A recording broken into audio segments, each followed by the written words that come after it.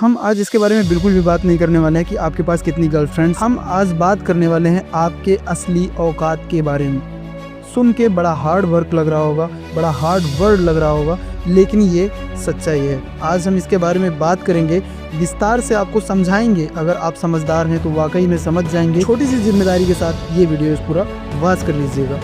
अगर आप poor mindset यानी कि गरीब सोच वाले लोग हैं तो भी इस वीडियोस को देखिएगा।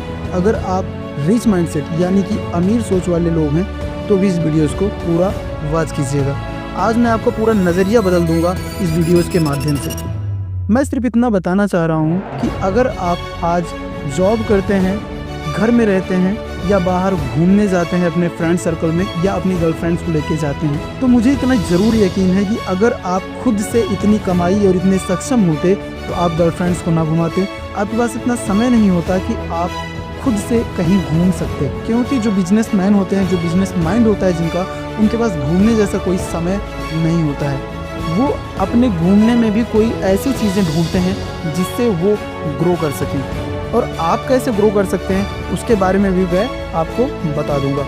लेकिन सबसे पहले हम बात कर लेते हैं कि आज तक आपने क्या क्या गलतियां की हैं जो आपको अब आगे नहीं करनी चाहिए। सबसे पहली बात, अगर आप 20-22 साल की एज के हैं तो ये समय आपके सफलता की ओर ले जाने का है, और यही समय है आपको गर्लफ्रेंड की ओर, नशे की लत की ओर, आपको घूमने की ओर लेकर के ज़्यादा जाता है।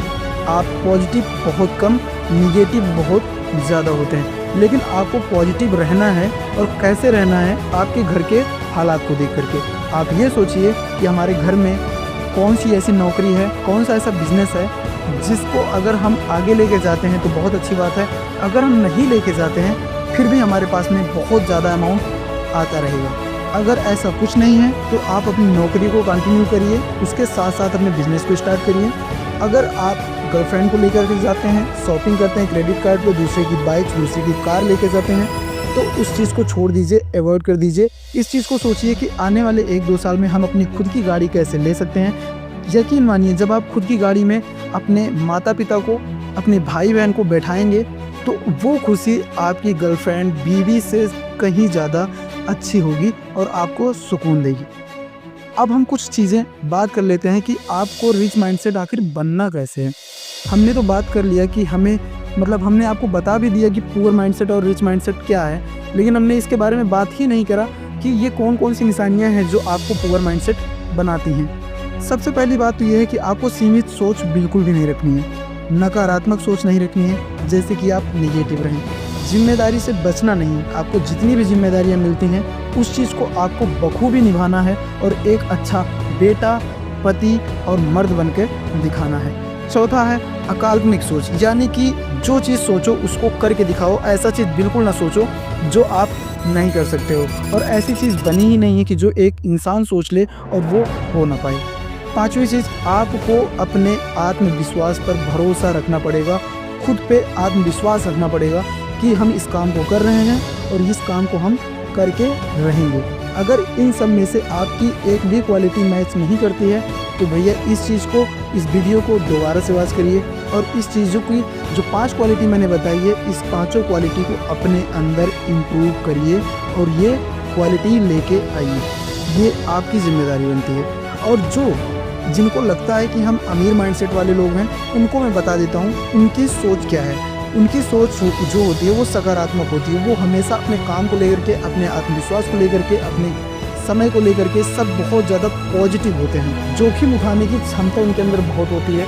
उनके पास अगर 1 रुपये है या 100 रुपये है, वो 100 रुपये को मार्केट में लगा देंगे, लेकिन उनको रिस्क लेने से कोई नहीं रोक सकता। वो होते हैं बिजनेसमैन। चौथी, जिनमें निरंतर सीखने की क्षमता हो, यानी कि जो सीख सकते हैं, जिनको ये है कि हम कुछ ना कुछ सीखते हैं और हम कुछ सीखते रहेंगे, वो लोग आगे बढ़ जाते हैं। और जिनको ये लगता है कि हम सीख रहे हैं या हम सीख चुके हैं, हमको कोई नहीं सिखा सकता, वो ऐसे लोग ऐसे होते हैं, वो समाज के लिए एक कीड़ा बन के रह जाते हैं, जो कभी नहीं उभरते बल्कि 2-4 लोगों को और लेकर डूब जाते हैं। उम्मीद करता हूँ कि इस वीडियो से आपने कुछ ना कुछ ज़रूर सीखा होगा। अगर आपको थोड़ा भी इस वीडियो से सीखने को मिला है तो हमें कमेंट बॉक्स में ज़रूर बताइएगा। मिलते हैं किसी अगले वीडियोज़ में किसी अगले टॉपिक पर। तब तक के लिए जय हिंद, वंदे मातरम।